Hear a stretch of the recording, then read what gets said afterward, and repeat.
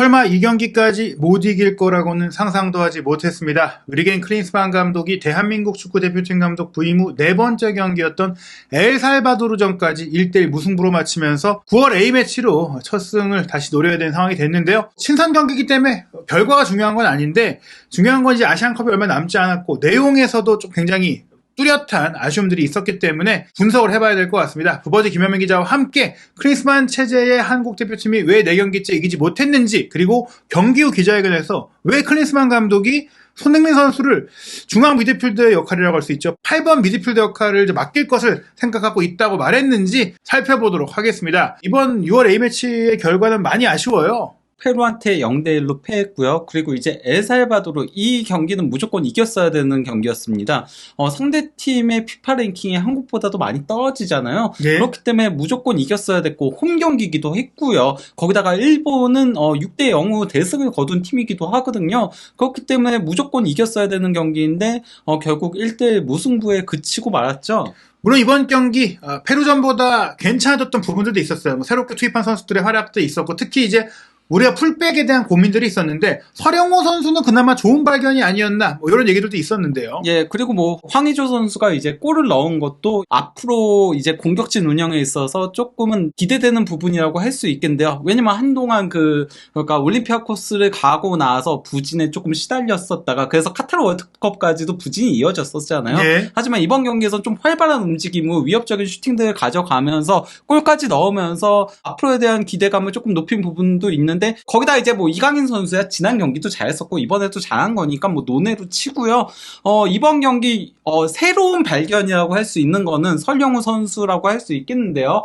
먼저 그 5분경에 황인범 선수가 이제 패스를 줬고, 여기서 이제 황희찬 선수가 측면으로 패스를 내준 거를 설영우 선수가 그대로 패스를 잘 찔러줬죠. 그리고 이제 이재성 선수가 이걸 받아서 볼을 끌고 가다가 기습적으로 골키퍼 허를 찌르는 슈팅을 가져갔는데 이제 로메로 골키퍼가 선방을 한 장면이었습니다. 사실 이제 페루와의 경기는 안현범 선수가 선발 출전을 했었고 서령호 선수는 나오지 않았었는데, 이제 안현범 선수 같은 경우에도 원래 측면에 공격력이 좀 뛰어난 선수, 서령호 선수는 이제 좀 더 수비적으로 안정적인 선수였다고 말을 드렸지만, 서령호 선수도 이제 공격력이 없는 선수가 아니고 본래도 측면 공격수 출신이고, 네. 이번 경기도 좋은 그 연계 능력, 그러니까 개인 온더볼보다는 패스 플레이로 만들어가는 게 좋았어요. 예, 거기다가 이제 설영우 선수 같은 경우는 또 이제 그 후방에서 빌드업을 할 때는 또 내려와가지고 백스리처럼 형성을 하면서, 그러면서 전체적인 이제 한국의 빌드업 과정에 도움도 많이 주는 장면들이 있었는데요. 지금은 조금 공격적인 장면들만 놓고 보자면요. 그리고 이제 20분경에는 설영우 선수가 이제 그 박용우 선수한테 패스를 찔러줬고, 여기서 이제 박용우 선수가 측면으로 빠져서 컵백을 준 거를 설영우 선수가 주발인 오른발이 아닌 왼발로 슈팅을 가져간 게, 상대 센터백인 사발레타 머리를 맞고 튕겨져 나온 거를 이강인 선수가 잡아서 이제 접는 동작에 이은 오른발 슈팅을 가져갔으나 이게 골대를 빗나갔죠. 예, 서령호 선수의 공격 과정이 좋았던 장면인데, 이 장면들까지도 좋았지만 그 이후에 서령호 선수의 플레이가 더 좋아졌거든요. 근데 그 과정에는 35분, 36분쯤이었나요? 갑작스럽게 손흥민 선수가 이제 약간 그 부상자가 있어서 경기가 멈췄을 텐데, 사이드라인으로 온 서령호 선수의 귀에다 대고 확실하게 손짓까지 하면서 전술적인 지시를 내렸는데, 이게 이제 헤어초크 수석 코치의 지시를 전달한 거였어요. 예, 아무래도 헤어초크 수석 코치랑 손흥민 선수가 이제 독일어로 의사소통이 되다 보니까 전달을 이제 부탁을 해서 그렇게 된 거라고 할 수 있겠는데요. 그 42분경에 이강인 선수가 이제 측면으로 빠진 상태에서 설영우가 이제 언더래핑인 거죠. 예? 안쪽으로 접고 빠르게 들어와가지고 이강인의 패스를 받은 다음에 뒤로 이제 설영우가 다시 리턴 패스를 내줬고,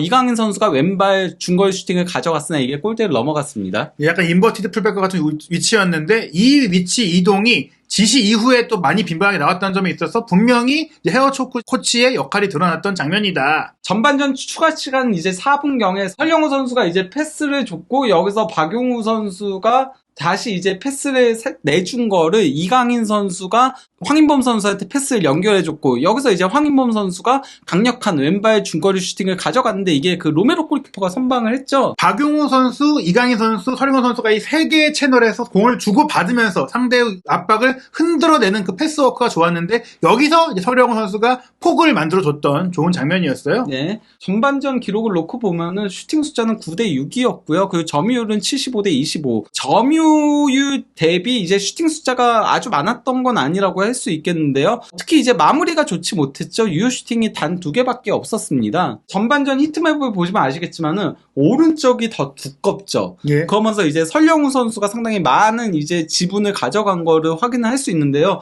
아무래도 이제 수비 쪽에서도 오른쪽이 상당히 짙게 나와 있으니까요. 그리고 이제 공격 방향 비율을 놓고 보더라도 오른쪽 측면이 무려 50.6%에 달했습니다. 이번 경기 전반전 특히 한 15분이 넘어가면서부터 원래 이강인 선수가 왼쪽 측면 미드필더로 선발 출전했잖아요. 하지만 한 15분이 지나면서부터 오른쪽 측면으로 위치를 바꾸면서 그러면서 설령우와 이강인 둘 사이에 이제 콤비 플레이가 상당히 잘 이루어진 거를 확인할 수 있었죠. 그 설령우 선수의 전반전 기록을 놓고 보면요. 볼 경합 횟수가 그라운드 볼 8회 그리고 이제 공중볼 2회 총 10회로 최다였고요. 그리고 또 이제 키패스도 2회로 최다였고요. 거기다가 이제 파울 획득도 3회로 최다였고요. 또 이제 소유권 획득도 4회로 가장 많이 기록을 했습니다. 예, 전반적으로 설영우 선수가 A매치 데뷔점이었음에도 불구하고 안정적인 플레이를 했고 패스 성공률도 93%에 달했으니까 굉장히 노련했다고 볼 수 있겠어요. 더 놀라운 게요. 공격 진영으로의 패스 성공률이 95.5%로 가장 높았습니다. 예,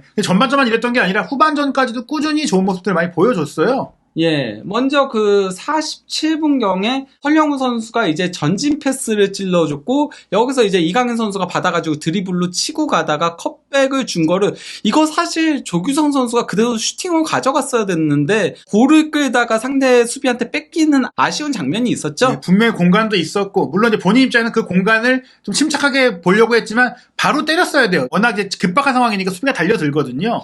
예, 거기다가 충분히 공간도 열려 있었는데 말이죠. 69분경에는 홍현석 선수가 이제 측면으로 패스를 내줬고 여기서 이제 설령우 선수가 전진 패스를 준 거를 이강인 선수가 접고 크로스를 올린 걸 사발레타가 이제 헤딩으로 떨궈낸다는 걸 이제 황희찬 선수가 슈팅을 가져갔으나 골대를 빗나갔고요. 예. 79분경에도 이제 이강인 선수가 패스를 준 거를 설령우 선수가 패스를 옆으로 이렇게 쑥 내줬고 황인범 선수가 여기서 스루 패스를 찔러준 거를 황의조 선수가 강력한 슈팅으로 가져갔으나 로메로 골키퍼 선방에 막혔죠. 설영우 선수가 이 허브 역할, 연결고리 역할에 꽤나 많이 이제 관여를 했다는 걸 볼 수가 있는 기록입니다. 그러면서 이 경기에서 설령우 선수가 볼 경합 횟수가 그라운드 볼이 12회 그리고 공중볼이 3회 그러면 총 15회로 최다였고요. 심지어 뭐 볼 경합 승리도 많이 했죠. 그라운드 볼이 7회 그리고 공중볼이 2회였으니까요. 여기에 그치지 않고 또 이제 파울 획득도 5회로 최다였고요.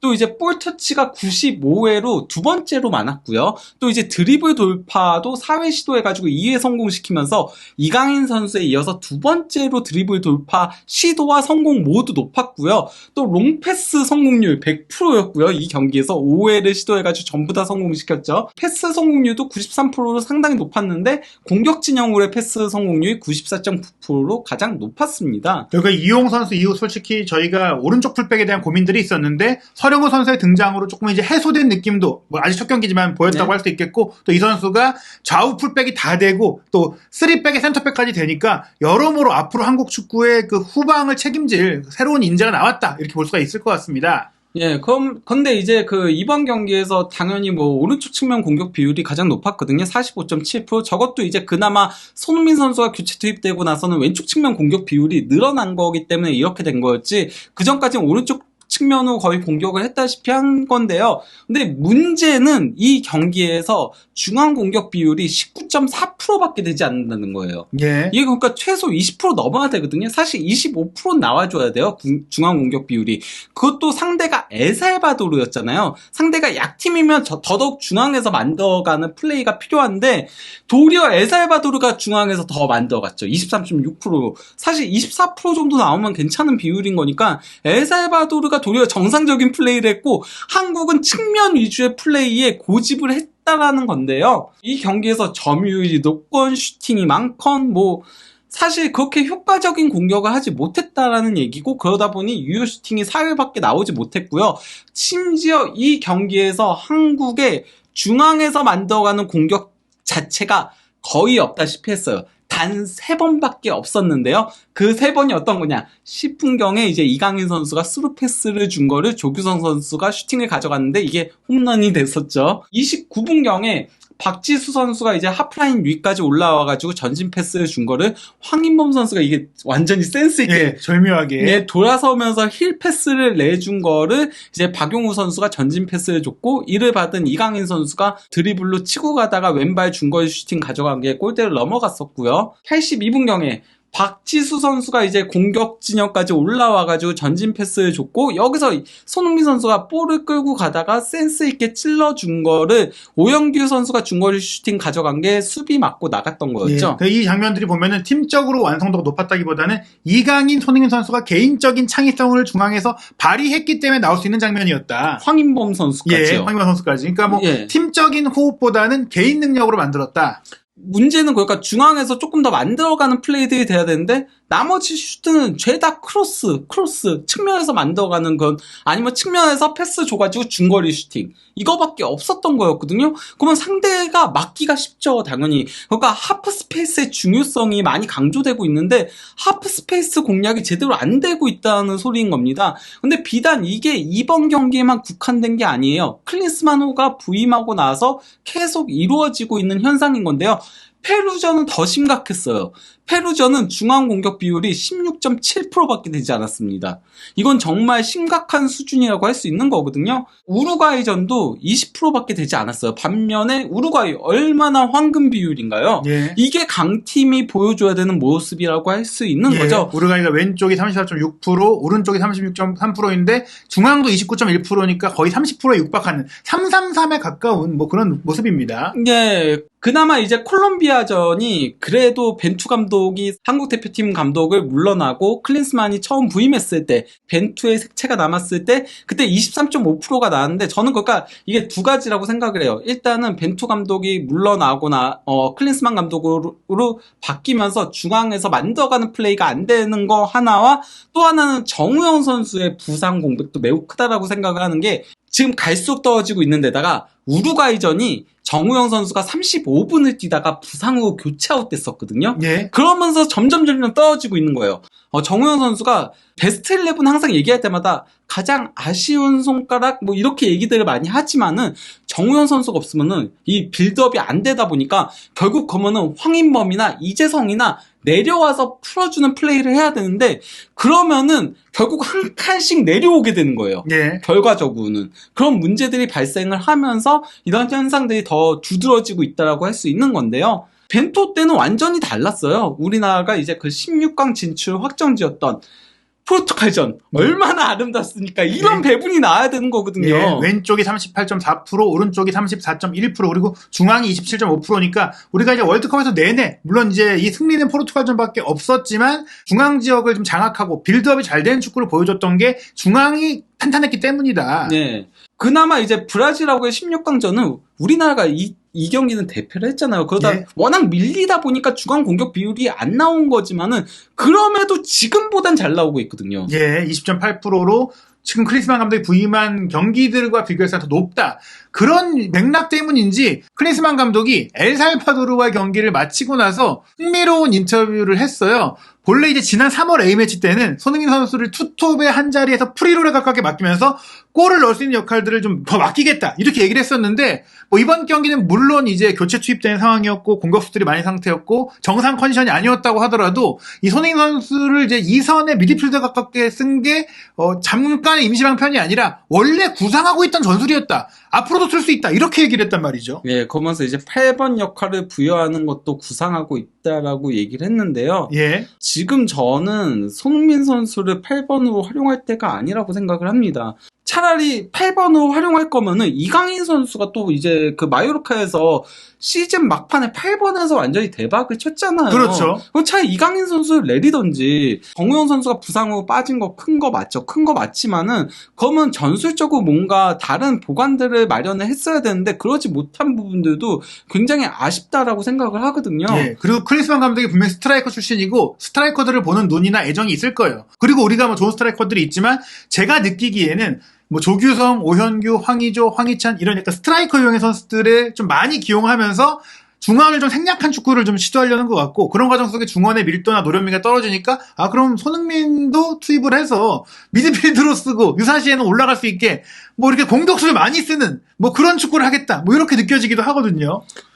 근데 사실 이번 평가전들 통해서 조규성 선수는 헤딩 원툴이다라는 느낌이 있었고, 또 이제 오영규 선수는 아직 더 커야 되겠다는 생각이 많이 들었습니다. 그리고 박규현 선수는 더 이상 못 나올 것 같아요. 예. 왜냐면은 이번 경기 때 박규현 선수가 물론 위협적인 장면들을 보여준 것도 있었지만은 너무 기본적인 실수가 많으면서 결국 실점도 박규현 선수가 이제 실수를 범하고 파울을 범한 상태에서 그 프리킥에서 나왔었거든요. 예. 박규현 선수는 아직은 23세 이하 팀에서 뛰면서 경험을 더 쌓는 게 맞다라고 생각을 합니다. 오히려 이제 황의조 선수가 좀 1년 만에 대표팀 득점을 하면서 다시 한번 주전 경쟁에서 청신을 밝히긴 했는데, 중요한 건 이제 손흥민 선수가 그렇다고 해서 밑으로 내려가서 조력자 역할을 하는, 마치 이제 콘테 감독 시절 토트넘이 손흥민 선수를 애매한 메잘라 역할을 맡기면서 이도저도 아닌, 물론 손흥민 선수는 그 역할을 나름 열심히 수행을 했지만 본인의 최대 장점을 끌어내지 못했잖아요. 거기다가 한국 대표팀에 뭐 공격수가 많다 얘기를 했다라고 하지만은 손흥민만한 공격수가 없습니다. 가장 예. 강한 무기는 최전방에 배치시키는 게 맞습니다. 그러니까 예. 차라리 저는 그 4-4-2에 뭐 그 프리롤로 손흥민 선수 활용한 건 좋았다라고 생각해요. 실제 우루과이전 한국이 골을 넣었었고, 또 이제 콜롬비아전도 공격적인 부분은 괜찮았잖아요. 예. 도리어 미드필더라던가 수비 쪽을 어떻게 구성할지에 대해서 고민하는 게 맞지 않나. 예. 개인적으로 그렇게 생각합니다. 이번 경기가 김민재 선수도 없었고, 김영권 선수도 없었고, 정우영 선수도 없으면서 후방 빌드업이 정말 엉망으로 이루어졌던 거는 사실이긴 해요. 그러다 보니까 더 중앙 공격 비율이 사라진 것도 맞지만은 지금 추세가 점점 더 떨어지고 있어요. 이거부터 어떻게 해결하지 않으면은 클린스만 감독이 너무 뭐랄까 압박, 속공 이것만 생각하고 만들어가는 그런 과정들을 너무 생략하는 것 같은데, 그리고 자유도에 그냥 풀어놓는 것 같은데, 이런 식으로는 솔직히 말하면은 뭐 아시안컵에서 상대가 내려앉고 뭐 이렇게 얘기하는데, 엘살바도르보다 더 내려앉을 팀도 없고 아시안컵에 나오는 팀들이 엘살바도르보다 더 강해요. 그렇죠. 이란이라던가 일본이라던가, 일본은 당장 6대0로 이긴 팀이고 예. 카타르라던가 사우디라던가 호주라던가 이런 팀들은 엘살바도르보다 더 강한 팀들입니다. 예. 무엇보다 손흥민 선수의 최대 장점을 끌어낼 수 있는 전술을 찾아야지, 중원이 지금 잘 안 풀린다고 해서 그나마 대표팀에서 가장 경험이 많은 손흥민을 그 미드필드 8번 역할로 써서 조율사로 쓰겠다? 이것은 조금 이제 앞뒤가 맞지 않는 얘기인 것 같습니다. 네. 물론 이게 클린스만 감독이 하나의 예시로 생각을 한 것일 거라고 믿고요. 네. 또 9월 A매치에 유럽에 가서는 어떤 경기를 할지, 또 지금 드러난 문제점들을 어떻게 보완할지 지켜봐야 될 것 같습니다. 많은 분들이 걱정하시고 있을 것 같은데요. 한준TV도 계속해서 이 클린스만호 과연 우리가 염원하는 아시안컵 우승을 위해서 잘 준비를 해 나갈 수 있을지 짚어보고 분석하고 살펴보도록 하겠습니다. 이어지는 한준TV의 대표팀 경기 현장 취재 연상도 정주행 부탁드립니다.